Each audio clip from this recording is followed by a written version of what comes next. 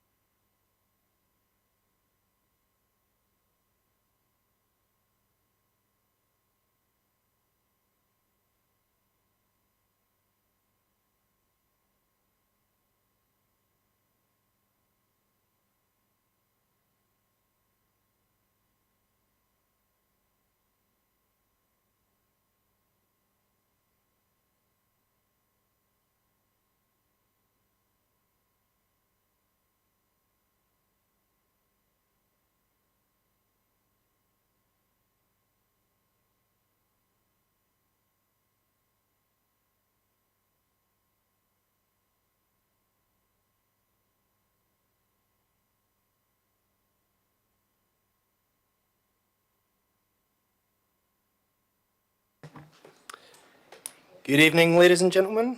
It is now 6:30. Are you all sitting comfortably? Shall we begin? Thank you very much for attending the Community Environment and Partnerships Committee. This is my second meeting chairing, so I'm still not going to profess to being an expert at this, so please bear with me. Okay, what should we do first? So I do have a set of instructions here. Read out the fire evacuation procedure. Okay, there are no fire alarms scheduled for this evening. Therefore, if the fire alarm sounds, please evacuate the building immediately. The fire exit is located at the rear of this room. Go down the stairs and meet in the War Memorial Park. Webcast the meetings. Members, please note this meeting is being webcast live on the internet. The world is watching. Mobile phones, please switch your phones off or turn to silent. Apologies for absence. Councillor Taylor is replaced by the fantastic Councillor Rattigan, sat there in the background. Thank you very much, Councillor Rattigan. Any other apologies for absence or substitutions? No? Fantastic. We are cooking with gas. Declarations of interest. Are there any declarations of interest? No? Brilliant. Urgent matters. So I am not aware of any urgent matters, unless anybody knows anything different. So we move on to the minutes of the meeting held on the 16th November 2022. Are the committee agreed that the minutes of the meeting held on the 16th November are an accurate record? Fantastic. Okay, this is, we're cracking on here, aren't we? Okay, so number 5 on the agenda is the update on the domestic abuse initiatives. Cabinet member Councillor Vaux is going to kick us off. So over to you. Thank you very much, Chair. Good evening, everybody. So this paper is intended to update CEP members with work in the borough around White Ribbon and the Domestic Abuse Housing Alliance. I am the lead cabinet member for the White Ribbon Initiative, and my colleague, Councillor Sam Carr, is the lead for the DAHA. CEP members will recall that there was a unanimous agreement at last October's full council meeting to achieve White Ribbon accreditation, to demonstrate the council's continued commitment to address inequality in all of its forms, and in particular end male violence against women and girls. Men's violence towards women is rooted in gender inequality, and as a society we have taken great strides to address inequality and diversity. However, we are not there yet. We all have a responsibility and a part to play in creating environments where women and girls can live the lives they want to lead without fear of violence. I am delighted that Basingstoke and Dean Borough Council has achieved White Ribbon accreditation. It is a testament to the borough's culture to be caring and respectful of each person, whether a resident, councillor or employee, that this achievement is a natural progression, building on work already underway in the borough to address inequality and community safety. It also builds upon our partnership with our neighbouring authorities to support the County Council's duties to support victims. That while White Ribbon focuses specifically on men's violence against women and girls, we must not forget that men also experience domestic abuse, which we also abhor. There are a number of charities working in this field, including Mankind, established over 20 years ago, which offers support to men who experience domestic abuse. So I would like to hand over to Councillor Howard Sorrell as our lead councillor for White Ribbon, and then to Deborah and Keith to tell us about the great work we are doing to support White Ribbon and the DAHA. Thank you. Thank you, Jenny, and thank you, Chair. I'll keep it brief. I don't have a whole speech written. I was mainly invited along to speak to the importance of what we did when we passed the motion, it being the right thing to do at the time, in the wake of several high-profile incidences of women being murdered by men across the country. And it remains the right thing that we work towards it, ending male violence against women wherever we see any sort of inequality in that sphere, in the borough and across the country at large. We have an action plan. We need to follow through on it. It's the first step on a long road to achieving true equality between men and women. We have a presentation being presented momentarily by Deborah, but I would just like to once again say thank you all so much that it was passed unanimously at the time back in October 21. because it is such an important thing for us to do. And without us taking the lead, nothing will get done. So over to Deborah for a more detailed review of, or presentation of what's been going on. Thank you. Thank you very much.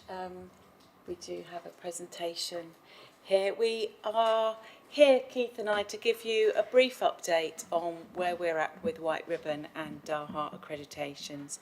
And as you've heard from Councillor Vox and Councillor Howard Sorrell,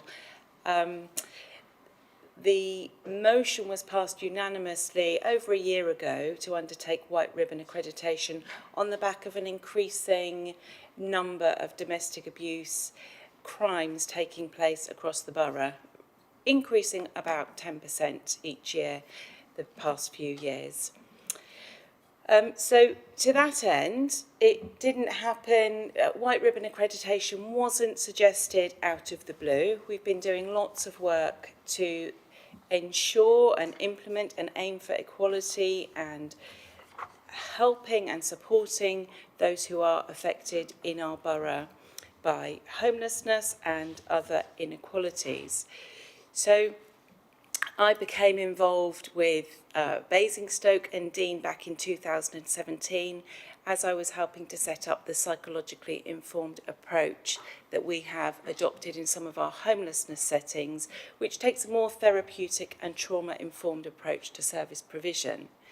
During the course of doing that, we understood even more that women's pathways to homelessness were different to men's, and they were often greatly affected by domestic abuse.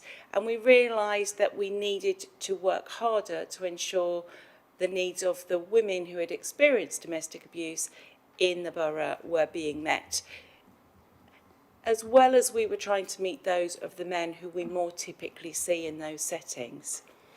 So we started that project. There was a large report in 2020 about trying to make our services more gender informed. And then about this time last year, we published a domestic abuse needs analysis. And in all of those things, we were recommending DAHA accreditation and White Ribbon accreditation. So having had that unanimous motion passed at full council, the accreditation process began.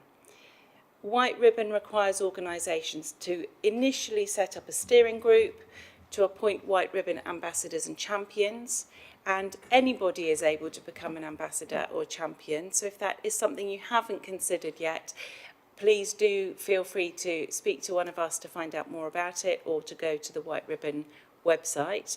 There, we can't have too many people championing this cause.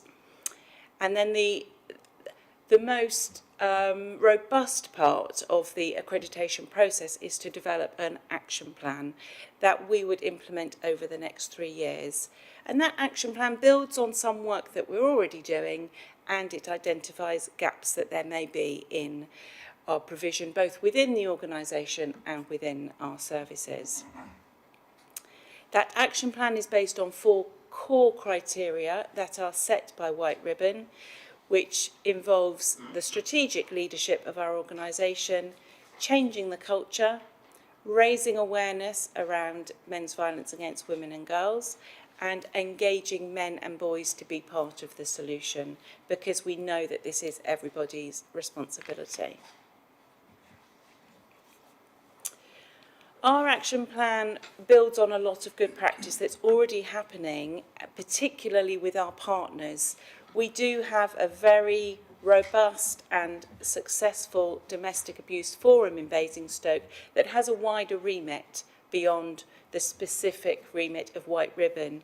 So that creates a strategic context for us to implement the White Ribbon action plan. We did develop a steering group and the action plan, and we were accredited officially in autumn of 2022. So we're about 3 or 4 months in. Many of you may have been aware that it was White Ribbon Day in November. It's on the 25th of November every year, which coincides with the International End Violence Towards Women Day with United Nations.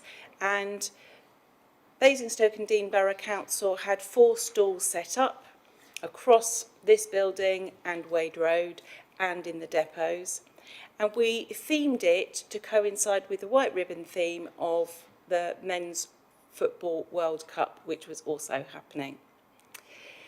We had those stalls attended regularly by different colleagues from different departments throughout the week, and colleagues encouraged everybody to take the white ribbon promise to never use, excuse or remain silent about men's violence against women. Again, it's not too late to take that promise. This isn't a one-off event for the year. This is something that we will keep promoting throughout the year. And there are white ribbons and flyers if any of you would like further information or to take that promise. Here are a couple of pictures of the stalls in the building if you weren't able to get here and see them. One of the core criteria of White Ribbon Day and the events around White Ribbon is to raise awareness of domestic abuse and the broader context of violence against women and girls. To that end, there were about 400 ribbons and 120 enamel badges and flyers given to colleagues. So everybody that came and worked certainly in this building during that week would have been offered the opportunity to find out more, be given a ribbon and offered a flyer. There were about 100 ribbons and flyers that were given to customers who came into the foyer and were interested, and there were about 100 ribbons that were taken from stalls when they were unattended. A lot of people have taken the white ribbon promise for the first time. The last update I got from White Ribbon, which was just before Christmas, was that around 50 colleagues who used their Basingstoke email address had signed up, but I think that's an underestimate because they weren't fully up to date with all of their admin at that time. There was a fairly successful social media campaign running every day in partnership with local services, and something that was really powerful and valuable was it gave people the opportunity to share some of their own experiences around domestic abuse and to be able to signpost them to appropriate support. So that was really important in raising awareness, and that was our focus for White Ribbon this year. This coming year, we will increase that awareness in the local borough, but we wanted to really take ownership of this accreditation as an organisation first. So what we want to do next and what we're working on this quarter is building on that momentum, looking at the policies in our organisation and making sure that they are appropriate and helpful for people who need them. We have identified and will implement appropriate training, particularly for managers who will be getting to know the new organisational policies. And throughout all of this, we will be collating evidence to support our accreditation status, because we have to submit that each year to White Ribbon to show that we are meeting our obligations. The other stream of our work in this area is DAHA Accreditation. So I'm going to hand over to Keith, who's going to share a few words about where we are at with that at the moment. Thank you, Deborah. Yes, my name is Keith Sutcliffe. I'm the Strategic Housing Lead for Domestic Abuse.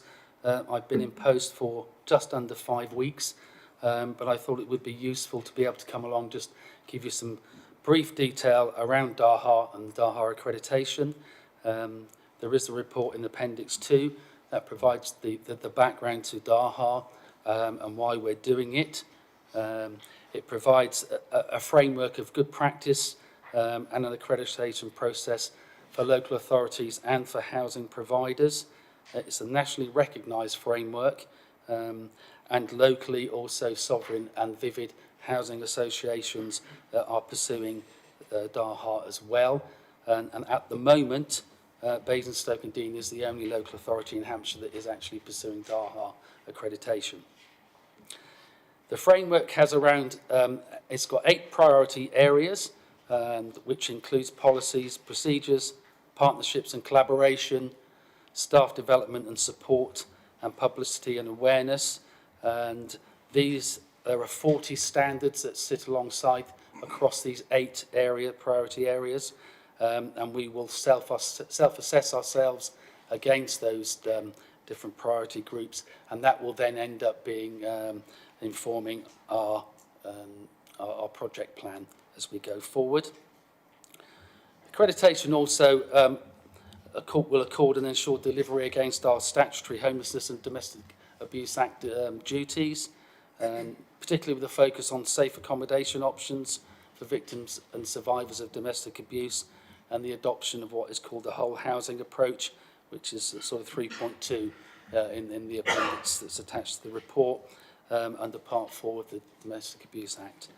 So in brief, Deborah's touched on that a little bit. That's talking about partnership working with other domestic abuse services within Basingstoke and with our RPs, and looking at addressing immediate and longer term housing needs across all housing types. So that will be social housing, private rented accommodation, private owned accommodation, supported housing. So it's across that whole plethora of different housing types, and will include us again looking at specialist refuge accommodation, specialist safe accommodation such as Housing First, dispersed accommodation and sanctuary schemes and target hardening.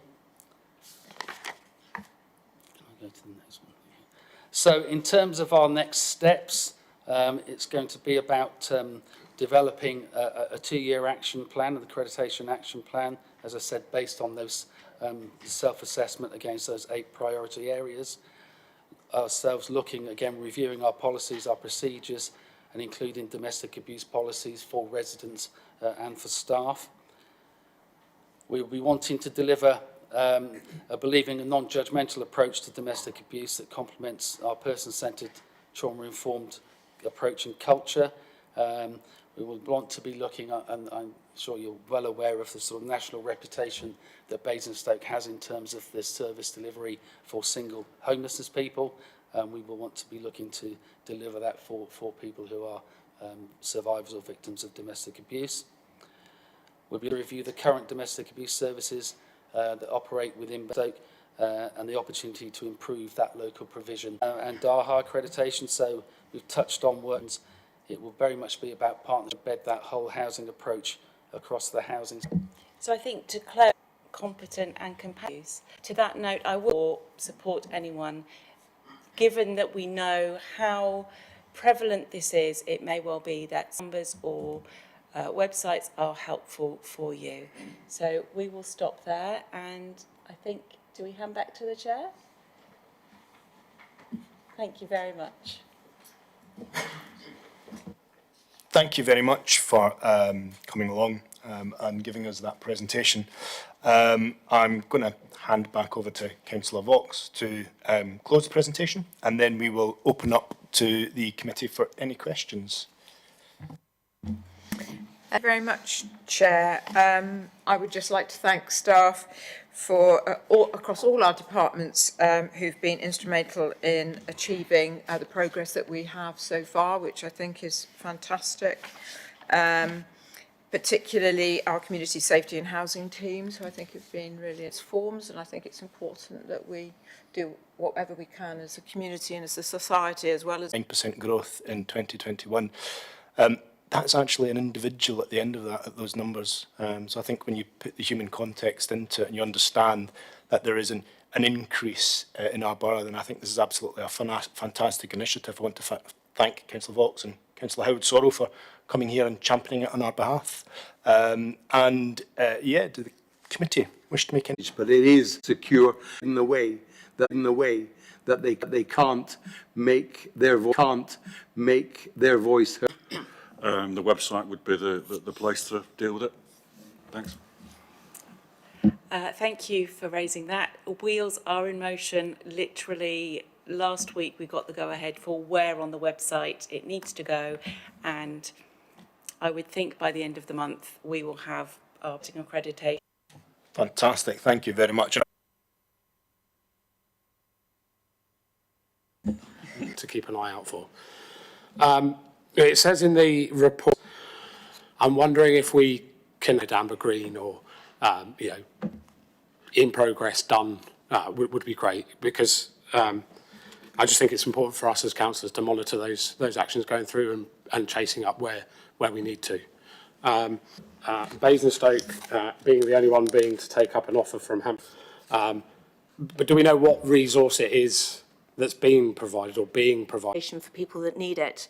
And I think it would be helpful to know how often that happens when they when they receive a referral to Basingstoke and they're unable to accommodate that family. The second thing is how long it generally takes families to find long-term accommodation. So for how long are they waiting in the refuge? Because I also understand that often there's quite a long delay, and obviously they're taking up valuable space for people that need to come into the refuge, and also they don't want to stay long-term in Basingstoke. Now, I would also be helpful, please, to know what provision is made. You may be able to answer this now. Beds, white goods, clothes. Very often they leave with nothing. How do we make sure that they have the kit that they need to live comfortably? May I respond to some of that? I can answer now.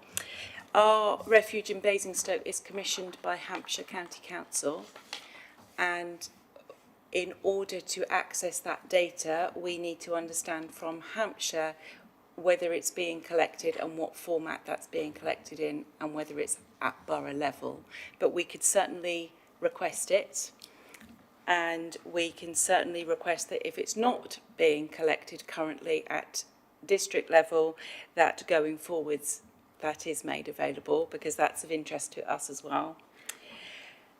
How long families or individuals stay in refuge is a tricky question, because there are sometimes some aims around how long somebody would stay in refuge, but actually because it's wraparound support, sometimes they need to stay longer than you might anticipate to begin with.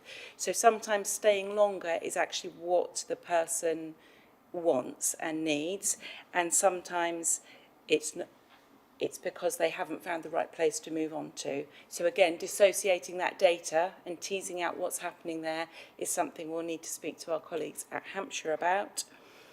In terms of the provision that is made for people leaving the refuge, that isn't something that I think we have information on at the moment, but that's probably going to be something that we will look at when we do DAHA accreditation. And how many families want to stay in Basingstoke? Again, I don't know the answer to that, because we haven't done that qualitative work with families, because we don't commission the service in the refuge. We can certainly speak to people who come through our door to housing services, but most people in the refuge in Basingstoke are not originally from Basingstoke, because you get referred on elsewhere when you're referred to a refuge. But we can do our best to get as much data as we can. Thank you very much. Councillor Morrow. Right, my question's on page 20, 3.5. It says that colleagues were given the chance to share their experience. I just wanted to know how that looked, that scenario, and whether we do offer support during that process, because I know sometimes when you're talking about these sensitive issues, it's actually quite a risk at play to actually trigger people in the workplace, and I'd like to. I wonder if any of our partners support people during that time. Are you referring to during when we're raising awareness around this? Yeah, it said on 3.5, it said that campaign for all departments, the colleagues were offered the chance so that they could speak about their own experiences. So I wondered what that looked like, and whether we do offer professional support to people who are giving out their, because it's a time if you do explain your personal experience, you're actually either opening yourself up to, bad situation, really, aren't you? You're talking about something very personal, but also the people in the room may be sitting back and also have had things like that happen to them, and it can trigger people. So do we have support professionals that are there to help out. Cheers. Absolutely. I think with the numbers that we're aware of, it would be very uncommon to be talking about violence in any form without somebody having been affected by it in some capacity, either knowing somebody, witnessing or experiencing personally. Our response when people shared during White Ribbon Week was to be able to signpost them to one of the services locally that can support, or a helpline. But what we will be working towards is to have something more strategic that's in-house for staff and colleagues. That's not available at the moment, but it is something that we will be working towards. The best we've been able to do at the moment is to signpost to the experts in our borough that can offer support without somebody necessarily having to go into Refuge, but to get advice, support or therapeutic intervention. But we are really aware that the more we talk about this, the more people may share, and that's why we want to create an infrastructure, which White Ribbon and DAHA will both enable us to do, with policies and organisational strategy to make sure that we are taking care of people compassionately. Thank you. Any more questions or comments from the committee? No? Okay, so a little bit of a change in procedure for how we're summing up, because I'm always open to improvement. So I sat and observed EPH, where Councillor Konecki did a fantastic job in taking the notes and passing them back. So myself and Councillor Mackay have come to a fantastic agreement where he's sitting there and scribbling down furiously and taking the notes, and we'll play them back to make sure that we've caught everything. So what I propose doing is Councillor Mackay will run over everything that he thinks he's captured, and then if we're happy with that, we'll then see whether or not we want to confirm the resolution and go forward. I mean, there's just one thing I want to capture on the summing up, which was about Councillor Lee's question about the 35 actions, and really about whether or not it is the correct role of this committee anyway to have the cabinet member come back and provide us a progress update against those actions, and whether or not if the committee is happy with that is effectively an answer to that question that was raised, so that we get an understanding of how we're progressing against those actions and make sure that the council is performing. What I would say about the action plan is that it is set up currently with red, amber, green, what we are working on and what we are working towards, but it's a really organic document, and as we learn more about what's already working well and what's happening, those actions change. So our proposal might be that we provide a higher level summary of those actions, but then come back and feed back what maybe each quarter or twice yearly where we are at with those. I'm more than happy with that position. I mean, personally, I think bringing you here quarterly, it's taking you away from doing the important job. I personally would be happy biannually, if the committee were happy with that, just to get an update on that. And oh, sorry, Kate, yes. It would be quite unusual to have that much sort of scrutiny, I guess, at that level, at committee level, but we will be publishing, because there will be published action plan updates, and what I will ensure is that is when they're published, that we highlight and alert members to the fact that the updated published action plan is out there, and of course any questions can always come back to us. But I don't know of any other sort of action plan or initiative where we've done that at that sort of quantum. It's just working out a way of doing that as seamlessly and efficiently as possible. But we do have a published high-level action plan that we can send out with the minutes as our starter for 10. And that when we do sort of those updates regularly, how often have we committed to do those?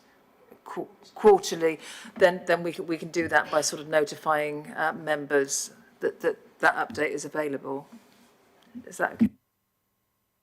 Okay, I mean, I'm a firm believer in not creating work unnecessarily either. So I think I'm happy to work with the Cabinet member and yourself, Kate, to work out when that suitable timeline would be to get to do that scrutiny period, even if it is on an annual basis. At least then we can record how the work is going. We do also have to be accountable to White Ribbon, and we'll submit to them every year an annual report with evidence of all the actions that we've implemented in order to maintain our accreditation. So there is that level of accountability to White Ribbon as well, which will be summarised and posted onto our website. A higher level summary of that. Councillor Box. Thank you, Chair. Before I reply to a couple of things, I just wanted to thank everybody for their engagement on this topic, which has been really, really interesting, and I'm pleased that people have engaged in a thoughtful way with this topic. I think it would be really helpful if we came back annually. I think it's important for the committee to see and to participate in looking at what actions are happening. I think also White Ribbon would expect members to be engaged in the action plan and what we're doing on an annual basis. So that would be my preference, but it does not stop the committee putting in a work request or whatever if they feel that there is something going on, perhaps from the quarterly reports or something that means that they would like something sooner than that. Okay, thanks. Okay, I'm happy with that. Councillor Lee, sorry. Thanks, Chair. Yeah, I guess wanted to make comment that I don't think it's making unnecessary work for anyone. We all feel quite passionate about this subject, and we would like to know what's going on. When those updates are published, just to being informed that they are being published would be great. And I agree, a yearly report or an understanding of where we are each year, whether that be before we're about to submit to White Ribbon or just shortly after, to say, like, this is what we've put forward. I guess in my head, I think beforehand, so that we can have comment against what's being put forward would be great. Yeah, no, absolutely. And just to clarify, apologies, I wasn't claiming you were creating work unnecessarily. It was a comment about myself in response. But I mean, I'm more than happy with what was suggested there, bringing it back in on an annual basis. However, the committee has the rights to ask to call in based on one of them quarterly reports. So what I'll do then is I'll pass on to Councillor Mackay to hopefully sum up, and then we'll just come back just to confirm the resolution. Right, I'll do my best to run through the points that were raised, and happy to be corrected or have any omissions picked up when I finish. We heard about the importance of a broader conversation around the subject of domestic abuse, and not just related within the domestic arena or within the council as an employer, and there was concern expressed about growth in statistics and a request to have more information within the housing numbers in relation to the subject of domestic abuse. We heard of the recent example of the police officer who'd been abusing for 20 years, and that was used to stress the importance of how people need to feel safe to be able to report incidents of this nature. And it's very important that the council and our housing associations are easy to approach. In a similar vein, it was suggested that the website could have more information to allow people to access services that are available. And we heard that we can expect a press release, I think it was said by the end of the month, with the prospect of more information being available on the website from that point forwards. It was asked whether there could be updates shared around the list of 35 actions so that councillors can monitor progress, and that led to, ultimately, I think, to a response that reports would be available periodically, but that some update would come to this committee on an annual basis. We were asked about DAHA and what resource was being provided, and was it just people or was it other things as well, and we heard that there is revenue funding supporting, including the officer who made the presentation, for which I'd like to thank them this evening. And it was felt by the officers that the particularly positive of note was the fact that this is long-term. It's 2 years support as opposed to 1 year, which improves the chance of making consistent progress. We had a series of data requests about how often refuge accommodation is not available to people when it's needed, how long families had to wait in a refuge under those circumstances, and how many who would want to stay long-term in the borough are able to. The gist of the response we had really is that the service provision is from Hampshire County Council, and requests for data could be made, but it wasn't known at this point whether that data is available on a borough basis or a county-wide basis. As an addendum, it's also asked about ensuring the provision of goods and the things that are required for living beyond the actual time spent in refuge. And again, the response would have to come from Hampshire County Council in due course. There was also an answer that staying longer in accommodation isn't necessarily a negative thing. Sometimes it's what's wanted or needed. Therefore, the data may be more complex in its interpretation than you might first think. We were then asked how colleagues were able to share experience. I think the question was around the white ribbon launch and its immediate period in implementation, and was professional support available to anyone who was looking to share experience. The response was at the stage that during the week that the emphasis was on signposting to available services, but there's an intention to work towards some internal support service in the future. And I think that is the questions that were asked, and I'm happy to be, corrected or have any omissions picked up. Thank you. Well, I have to say that was an absolutely fantastic effort. Does everybody agree that's more or less summed up what we have agreed? Yeah, I think we worked quite well. However, I need to quash any rumour now that we're the next Cameron and Clegg. It's not going to happen. So moving on now to the resolution of the committee. So the resolution of the committee was to note the contents of this report and make any recommendations towards delivering the White Ribbon and Domestic Abuse Housing Alliance accreditation. Are we happy that we note that this resolution is passed? Do I have a seconder? Yeah. Councillor Compton-Burnett put her hand up first. Yeah.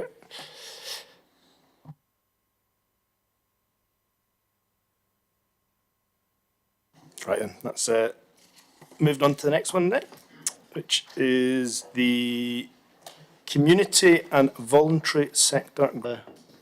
Just like the... Thank you very much, Chair. So this answer to Rebecca.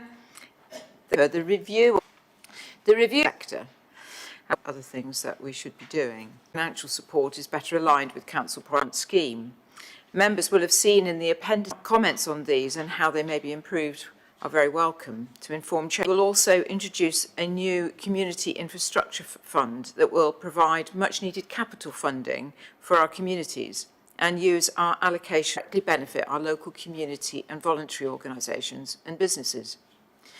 So we are here this evening to hear your views on how these funds can be focused and administered to provide the best outcomes for residents. Thank you, Councillor Leveau. Thank you, Chair. Good evening, members.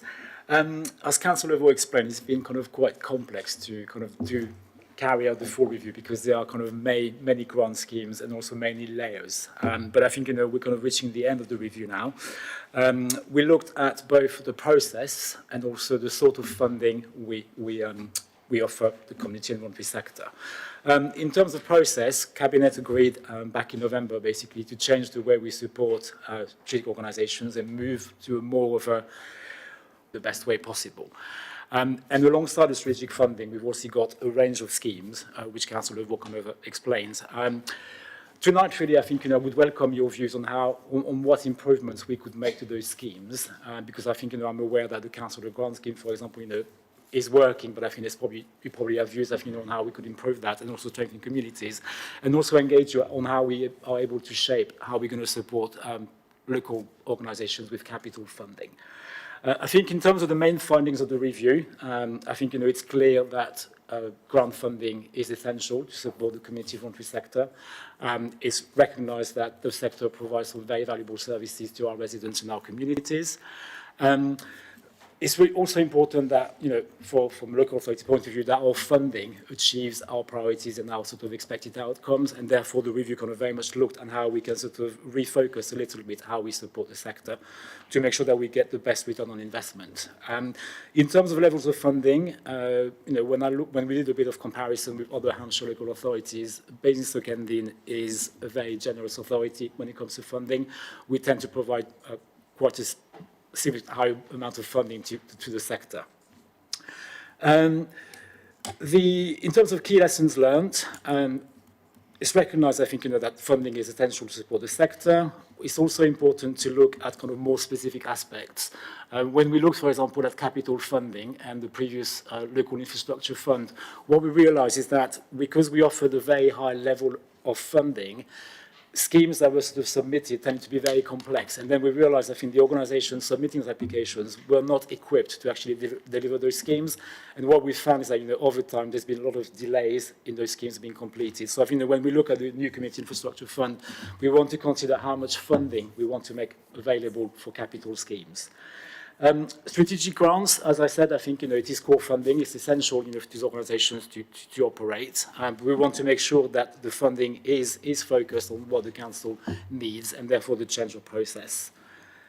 It's important as well that I think we are able to provide funding for more than 1 year for strategic organisations because they rely on this funding, and therefore we are proposing to have 3-year agreements as of April 2023. We moved away from project funding and we moved to kind of resilience and capacity funding. The reason behind it is that we've realised that, first of all, there is already kind of quite a few other sources of funding out there for project project and activities. And also what we found is that organisations start a project, but they're not able to make that project sustainable over time. And therefore, we keep on funding the same project without kind of much changes or improvements. So focusing on resilience and capacity was quite important. And that was actually kind of a change based on feedback from the sector, because capacity funding is very difficult to get hold of. Well, whereas project funding is a lot more readily available through a range of other sources. We are doing at the moment a more in-depth review of the Strengthening Community Grant Scheme because I think it's fairly new, and we've only just had the first batch of mid-term reporting. So I think that we'll be able kind of to look at this in more detail, but I would welcome your views tonight on that particular grant scheme. As I mentioned, local infrastructure fund, I think we've realised that capital funding is very important and very difficult to get hold of from other sources. But we've also realised, I think, that we need to be able to manage how much funding we make available for schemes to be actually, be able to deliver, because we've seen a lot of delays, I think, with LIF and projects, I think, 4 or 5 years later, I think, still not being completed. And councillor grants, I think, with organisations applying for funding, but I think we are conscious that the scheme is still undersubscribed. To date, we've only received about 40 applications and we're underspent. So really engage, I think, on how we can make sure that, I think, community organisations access the funding and how we might be able to simplify things. To say, in terms of introduction, and really want to kind of open to questions and any thoughts you have. So we'll open it up now to questions, Councillor Mimolini. We are delivering to various communities. So given the history of this strategic funding, my idea is to support these organizations until they reach their sustainability level so that we can the communities here. Right now, what's happening is we are always supporting the same. I would like to consider how we enroll more and more organizations. From the county council, where we always spend all the money in the county council grants, borough councillors grant is only limited to certain projects and they're capped at £1,000, and it is only the physical equipment stuff or the installation, whereas the county council one, you can use it for more. Probably. Double act, I'll start, shall I, Chair? Is that all right? Councillor Mimolini, I would be interested to know on your second point,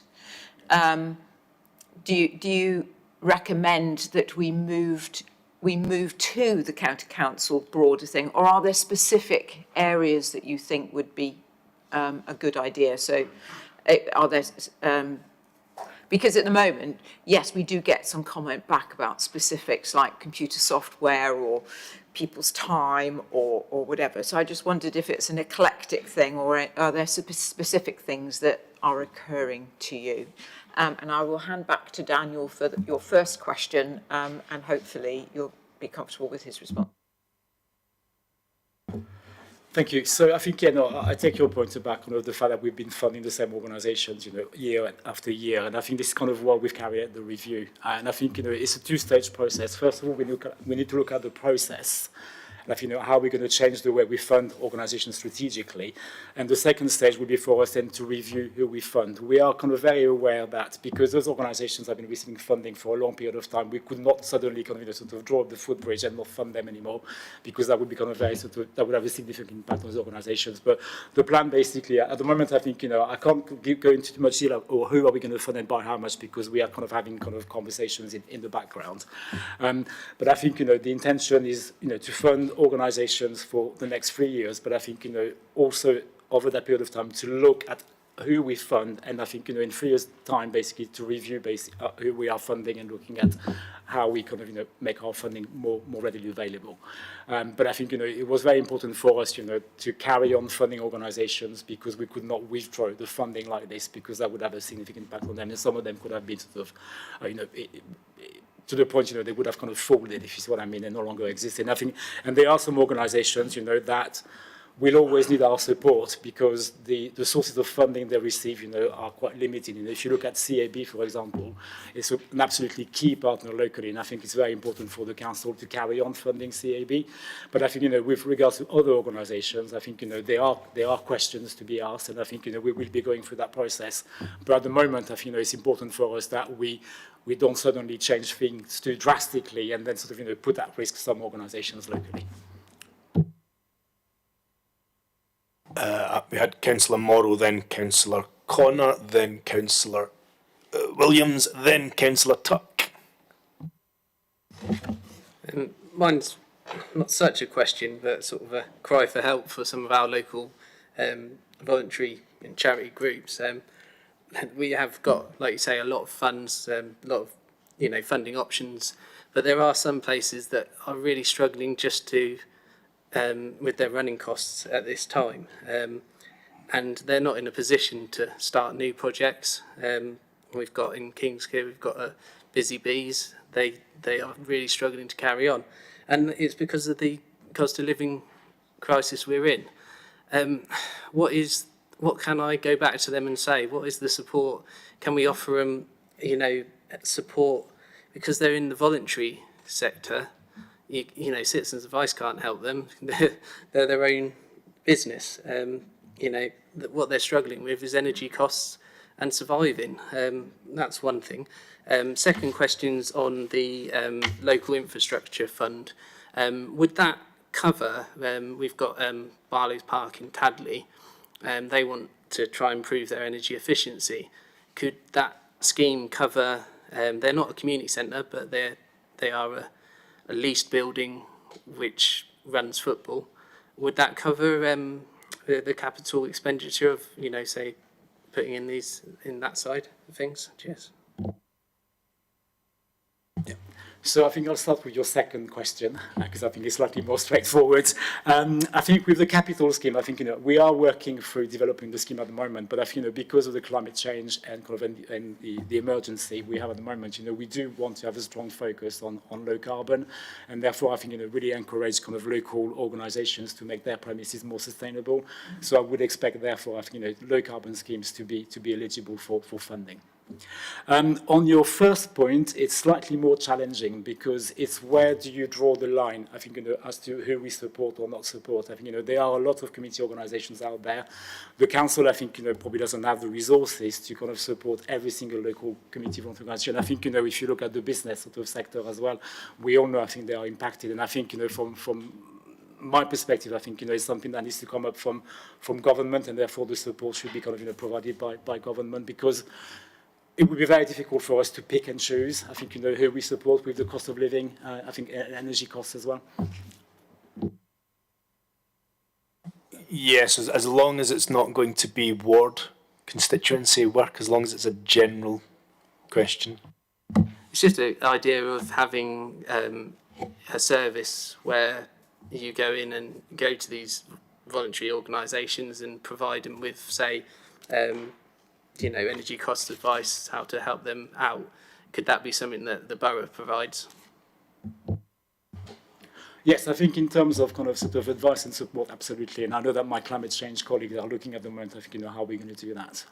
So I think, in terms of the advice, absolutely. But I think, when it comes to, for the council to actually provide funding to cover energy costs, it becomes very challenging because, as you know, where do you draw the line and who do you pick and choose and on what basis? Thanks. So just so we don't take up the committee's time, if there's any individual ward work, if we could take it up with the cabinet member and Daniel offline, because I think they are the right individuals to help you with it. But if there's a hypothetical situation, I think that will help to ask the question in the council, then we can cover it on that one. Councillor Connor, I had you next. Thanks, Chair. Numbers. Now, it's before my time, so forgive me, but looking at the trend in the funding lines, it's obviously been fixed from, it's frozen effectively, from 2018-19, and some has actually gone down. So as I said, that's before my time. So given that you're taking a more strategic view on how we fund and who we fund, and given that effectively we are defunding organisations as we move forward, okay, is there not scope within the model to within the business model to say, right, okay, there are certain organisations that we can't fund anymore, and we should redistribute that money to the other organisations that do need an uplift, because this is unsustainable. This is effectively defunding the model as it stands. So, and I know that's not your gift, so I appreciate that. And also, what's happening to the underfund? I mean, I've done a quick back of the fact packet, and there's an underspend this year. Where does that money go? Can that not be given out as back to the organisations as bonuses? End of year bonus, something? Councillor Connor, could I just check, do you mean the underspend in the councillor grants, or do you mean which underspend? Across the whole of the piece, oh, okay. in terms of grant funding, there seems to be an underspend. I don't know the exact figure. There isn't any underspend, other than I think there is like to be councillor grant underspend, and the proposal is that that goes into the Strengthening Communities grant allocations for next year.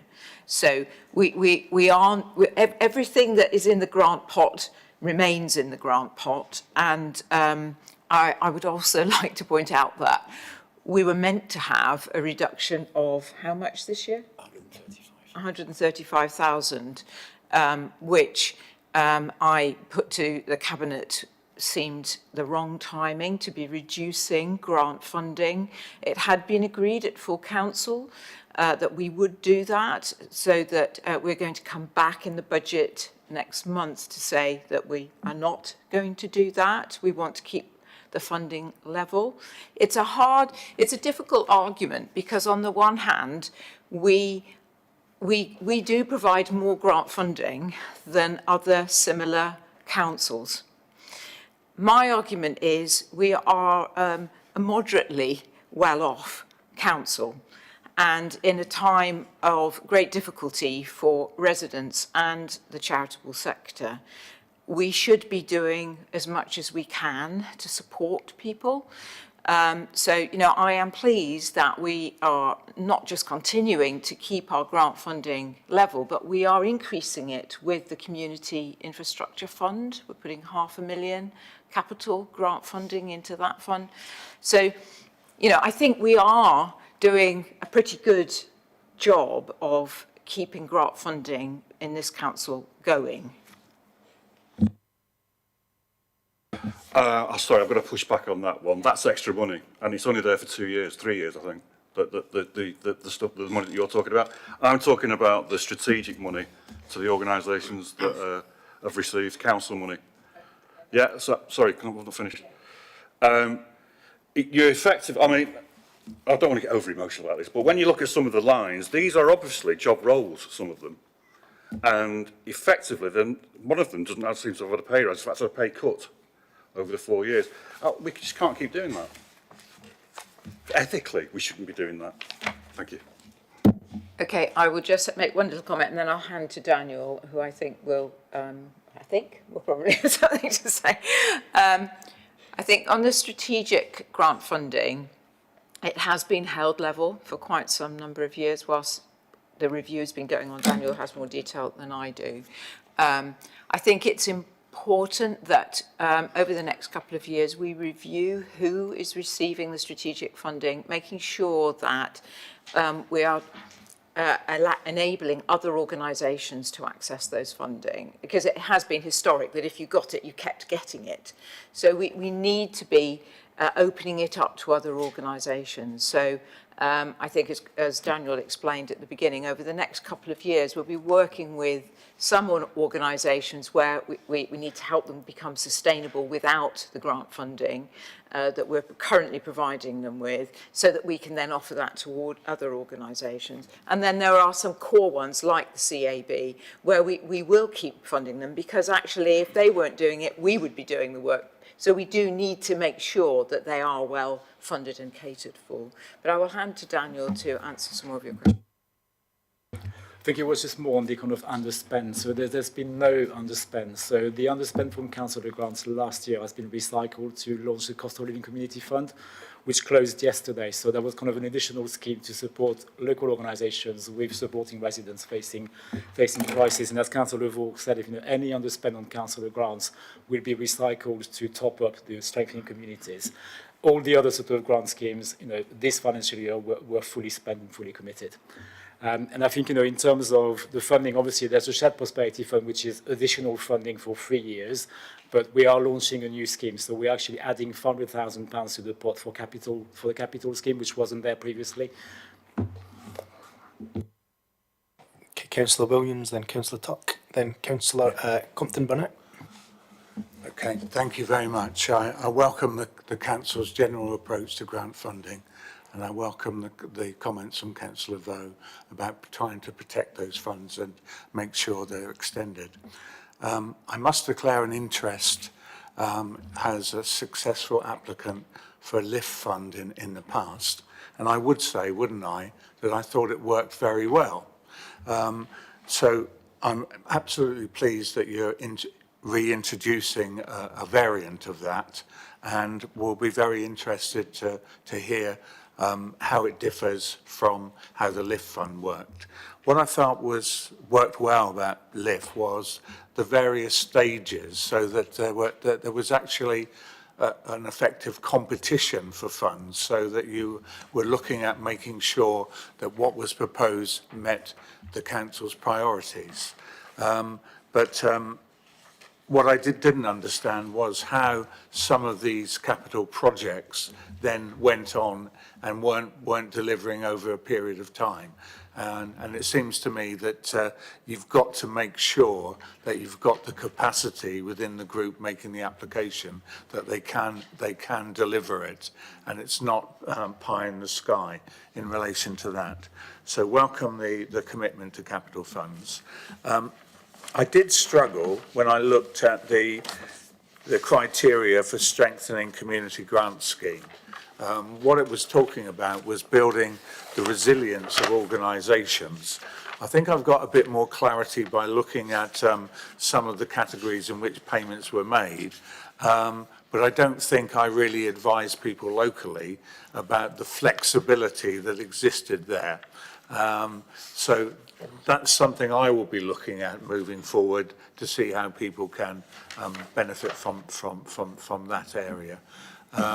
I think that we thought it was much more about building internal capability by training volunteers and doing that stuff. But I see there are some physical things that were bought, like a lawnmower for a cricket club or something like that. My cricket club will be going mad at me because we missed out on that.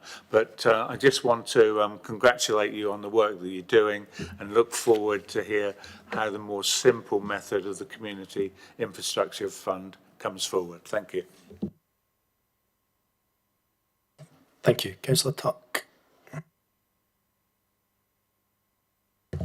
Thank you. Well, first of all, we're in a very fortunate position to be able to offer grants, so thank you for that. I've got 2 points. One is on 2.25. Can we add in on these will include, and we've got some bullet points, can we add in environment and climate change in that order to the list, please? And then secondly, on, well, certainly particularly the councillor grants, but perhaps across the board, as I understood it, training and services were excluded and it was specifically for capital items. But actually, in the future, it would be really helpful to be able to do training or services. For instance, community groups might want training on a specialist subject such as, I don't know, butterfly monitoring or looking at molluscs or something. And these would be great to be able to actually go and get some grant funding for. Or a series of talks from an expert or a specialist that would help inform your volunteer group so they could go and do something. And I would certainly welcome that if we could add training and services as well as capital expenditure. Thank you. Thank you. Councillor Compton-Burnett. Thank you. And thank you for all of the work that you're doing. It's so valuable. So thank you very much for all of this.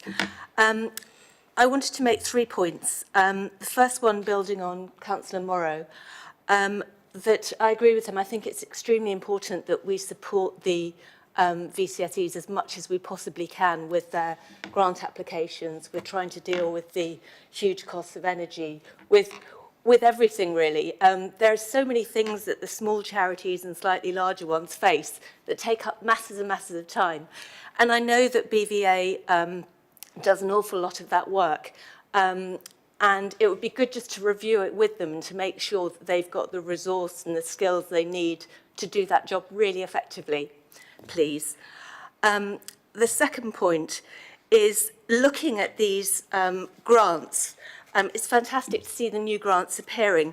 I understand the council's doing a big piece of work with looking at all of the strategies and policies that have been developed over the past few years, just to check, you know, what's valid, what's current, and all the rest of it. Because it would be helpful to know which strategies each of the grants is working with, so that we understand that it's part of a big picture and the grants aren't just given to whoever shouts the loudest. Because I know that with strengthening communities, it's really clear who it's going to, but I think with the 2 new ones, the UK Shared Prosperity Fund and the Royal England Prosperity Fund, it would be great to see which council strategies we're using to decide who deserves those funds. And the final thing is building on Councillor Mullany's point, which is, are we doing some work with looking at the long-term VCSEs in Basingstoke? You know, what do we have now? What's everybody doing? And looking ahead in 10 years' time, what are we going to need? Who could possibly be providing those services? How can we support them to develop into the organisations that will support us in the future? Thank you. So picking up on the strategy point first, I think I would say that the grant scheme are aimed parameters set by government. So government told us these are the areas you need to focus on. And then we had the kind of flexibility at local level to see how we're going to kind of address those key priorities. Some council decided to use the funds to actually fund council services. Here we decided basically to use our full allocation to do grant funding to, you know, for local organisations. So kind of a different approach aligned. We did some engagement, so, you know, we talked to businesses, to community voluntary sector. We had kind of a series of workshops which kind of helped us identify the priority areas. I think with the Shared Prosperity Fund and the REP, you know, because we're looking at a 3-year, 2-year kind of period now. You know, we will update sort of, you know, our approach as we go forward, but we can't deviate too much from what we've actually submitted to government back in August, which has now been approved. In this financial year, we are focusing on cost of living, so our allocation, I think, you know, which really is coming now, I think, in our bank account, I hope, we'll be using basically to support the cost of living. Next year, we are focusing, I think, on other priorities, but I think, we have got the flexibility to still adapt as we move forward, to respond to kind of the local challenges. With BVA, I think obviously we work very closely with them, and I think BVA have done a piece of work on the state of the sector, kind of doing a big kind of report really to understand, what is the sector facing, where are the priorities, where are the challenges, which kind of also helped us, kind of focusing and shaping our scheme, and that's why I think, we moved away from project funding to capacity building funding, because I think there was a clear need from the sector. And I take your point, Councillor Williams. I think that the scheme wasn't very clear. And I think that's kind of one improvement we need to make on the strengthening communities. It was the first time we were doing it, so I think we learned a little bit as we went along. So I think, working with BVA, I think, and kind of doing that state of the sector help us understand what's coming up and also planning for the future. And it can be very difficult, I think, to plan 10 year ahead, because we don't know what's going to come. Nobody would have the cost of living crisis we have, or COVID, kind of 2 years ago. So we need to have an element of flexibility when we do our planning, but we do try to plan ahead, as much as we can. Chair, if I could just say one brief comment, and that is that the prosperity funds are very weighted into the third year. They're 3-year funds, and there's very little in the first year, only a little bit more in the second year, and a massive amount in the third year. So by the time we get there, hopefully we'll really know where we want the money to go. Thank you. Thank you. I have a couple of questions. The first one is to touch back on the point that Councillor Connor had brought up about how do we ensure a more equitable share of funding,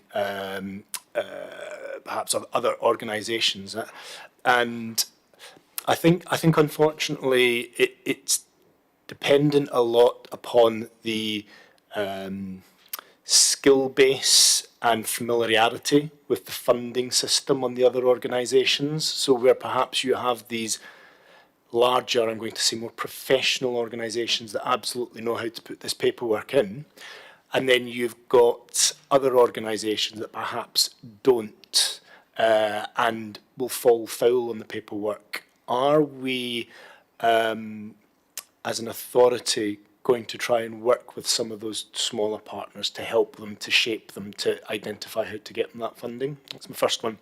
And then the second question really is the BVA, and what oversight do we have with regards to the process that they carry out? And I'm going to give it an example, a real world example here. So I worked with a parish council in my ward to put in a grant for the Strengthening Community Grant, and it was rejected.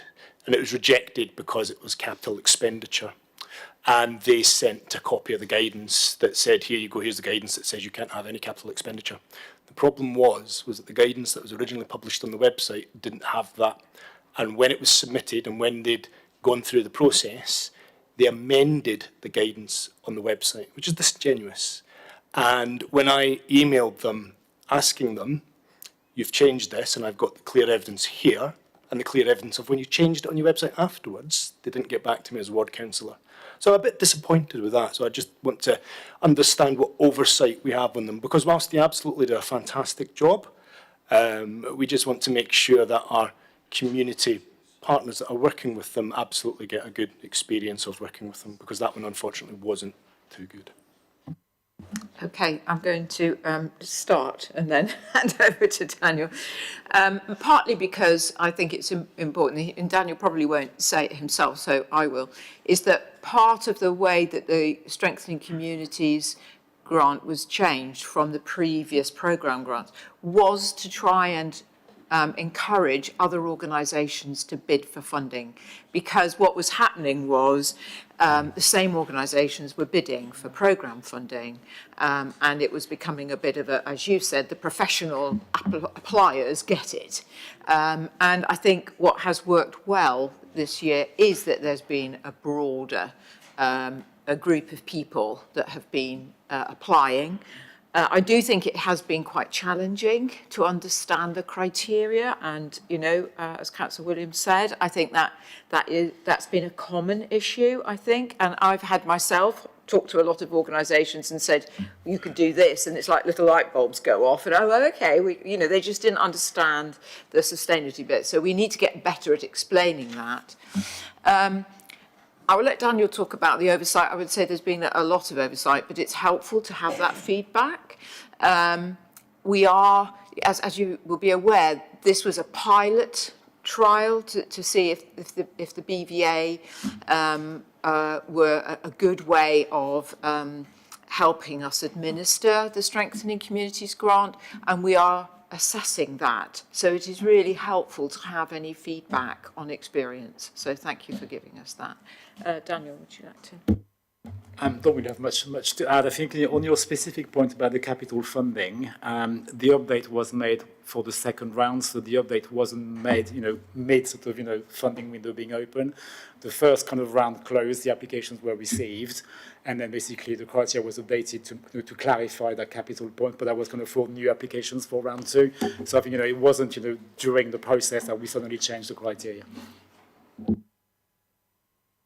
Okay, thank you. Councillor Morrow.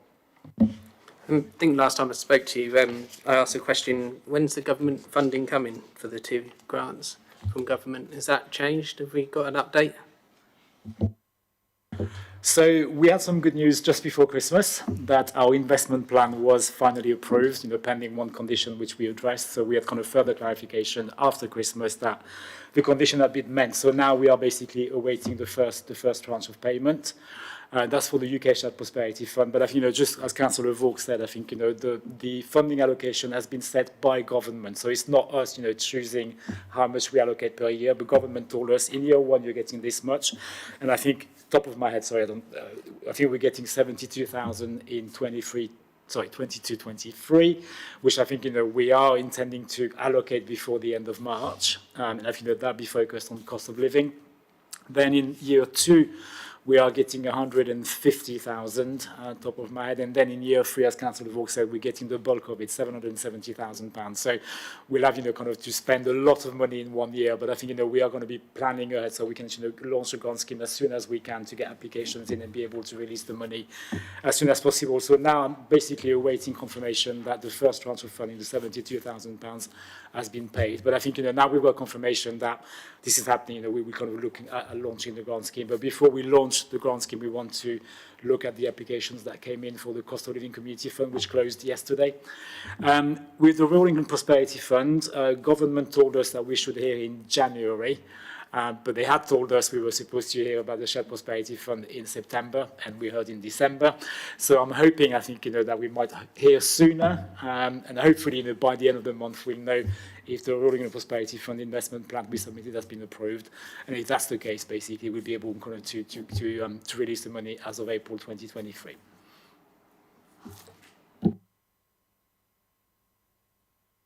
Thank you. Have we got any more questions or comments? No? Okay, fantastic. So again, I'm going to pass it across to my erstwhile colleague to do his fantastic effort summing up. I certainly can't argue against the fact it's a complex subject, so and the range of questions to match, jumping around the different grant funding streams. So I'll do my best to summarise the sort of questions and answers that we heard. We were asked whether there were plans to extend the number of organisations that receive support. It was noticed that it's often the same organisations year in, year out that have ongoing support. We did hear that the intention to fund on a 3-year basis so that organisations can plan further ahead. There's discussion about the councillor grants, and it was pointed out that the Hampshire County Councillors scheme has a wider scope than that's available in the borough. That was a recurring theme within questions as to the narrowness of the scope of the borough councillors scheme. We did hear that it was important not to change drastically the support that certain organisations receive because of the importance of that funding to their existence, and the example of the Citizens Advice Bureau was given. It's pointed out that there's many organisations struggling with running costs, particularly at this time of the cost of living crisis, energy costs, and whether they could be helped. The response in part was this more of an issue for the government. However, there were possibilities that ideas on energy efficiency schemes should fit with the Council's policy on low carbon and on climate change. And the advice can be given by officers to help organisations understand where there might be a fit between their needs and the complex range of funding that might be available.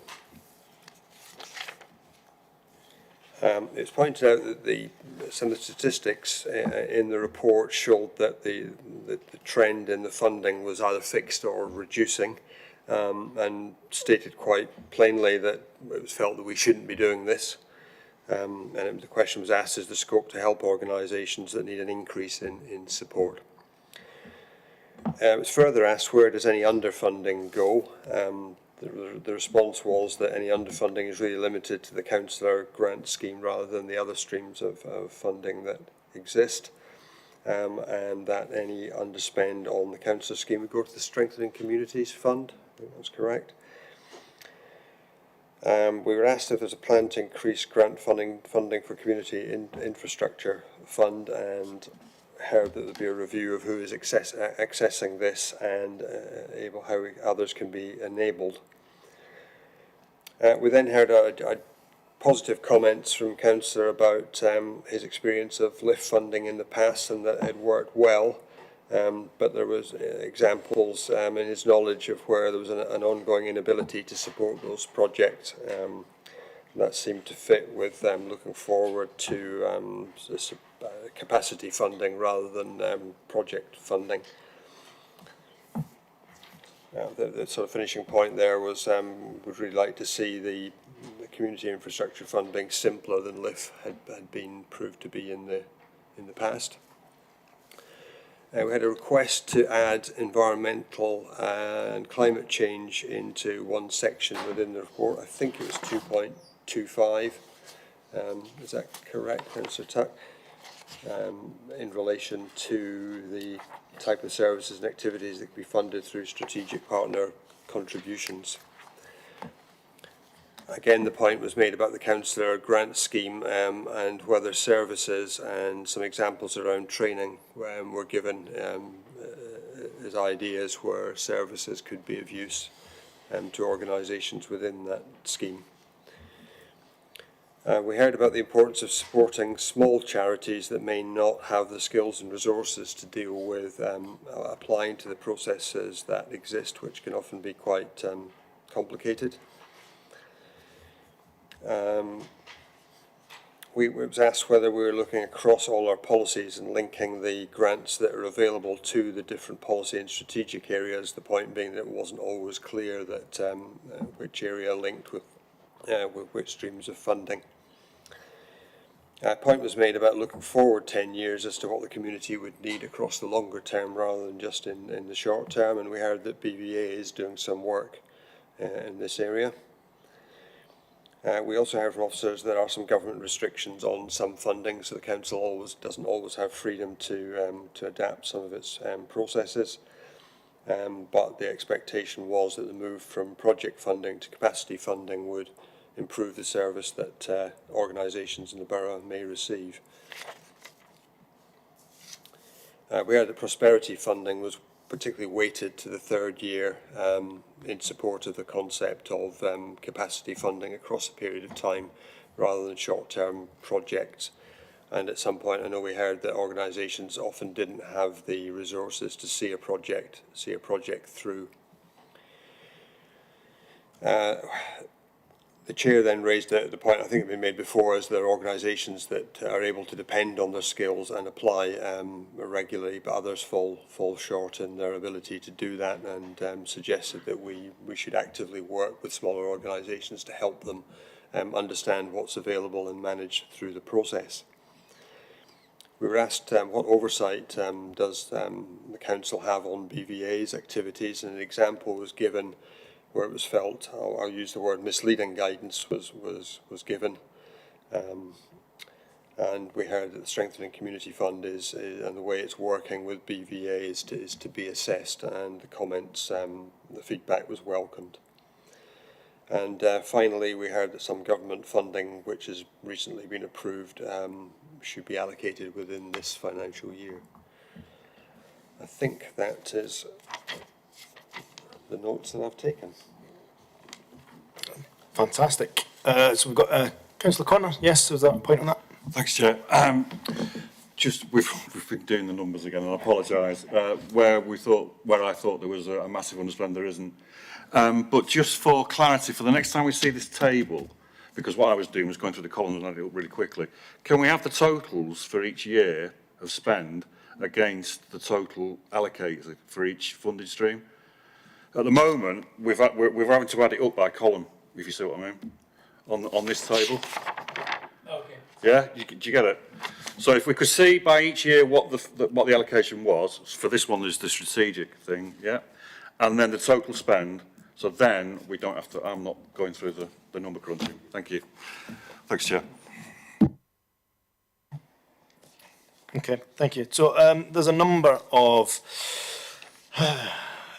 resolutions that have come out of that. I don't know whether or not you want me to read them all. Should we go through them? To note the change from the strategic grant funding to strategic partner contribution, as approved by Cabinet on the 8th of November. To note the community and voluntary sector grant funding streams for 23-24, as approved by Cabinet on 8th of November. And then obviously the views of the committee were sought, and we have provided those views. So are you happy to accept both of those resolutions that we have noted, and we have provided comments back to Cabinet? Yes? Okay. Fantastic.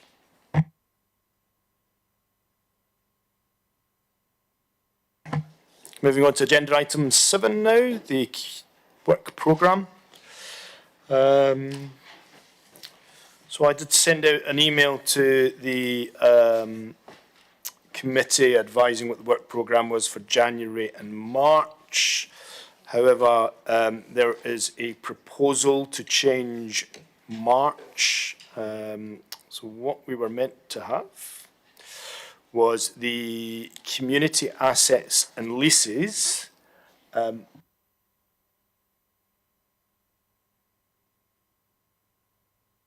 the climate change update. Fantastic. However, the community assets and leases item isn't ready, so it's been proposed to replace it with the community safety report.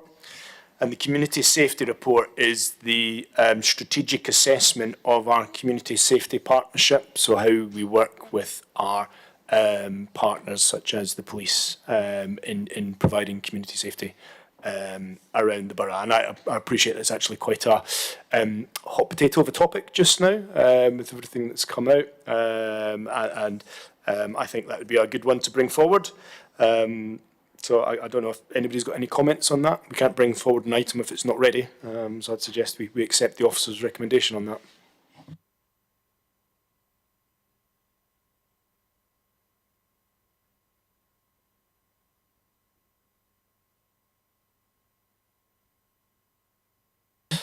That's us then. That's 2 seconds. I have a couple of questions. Councillor Compton-Burnett.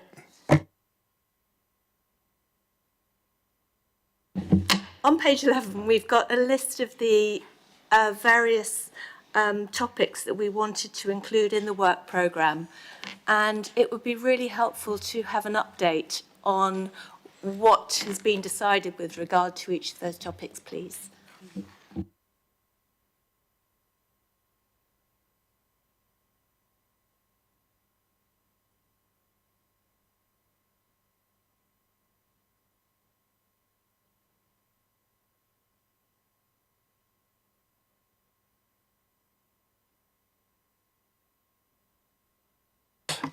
Yeah, so we'll get the officers to send a summary email out with the proposed dates that everything's coming forward, which is effectively what happened last time. I just got an email before the end of Christmas with, right, these are the dates for when things are coming forward, and then forwarded it on to yourselves. But we can get that to come straight out from the officers, so we've got them scheduled in. Yeah, yeah, I can aim to get them all in. It was Councillor Mumlaney, then Councillor Lee.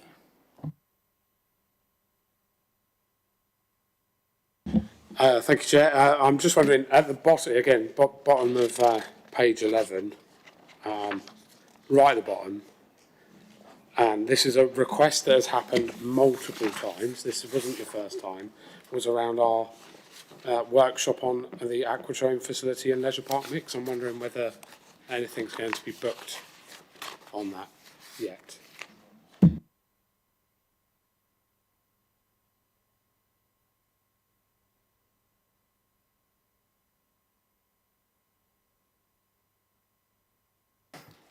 So I have been advised that the Councillor Isaac's response is that it has been dealt with at EPH because they've had a full response on it. So what I can do is I can take that bullet item and I can go back to the Chair of Scrutiny to confirm that that has been to EPH and has been dealt with there and get the status on it.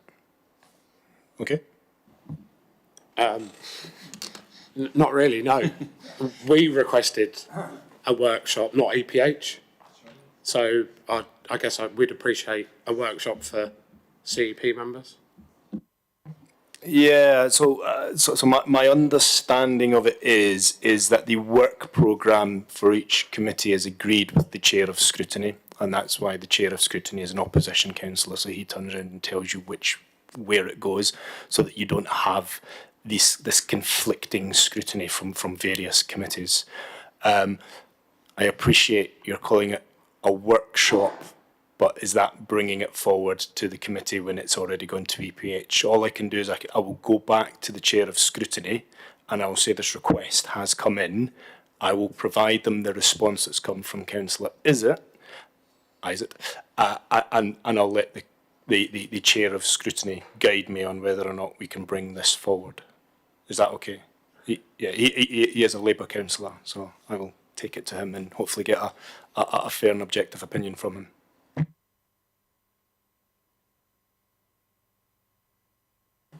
Do we have any other comments from anyone else? No? Okay. Are we happy to close the committee then? Okay, so we'll close the committee. Thank you.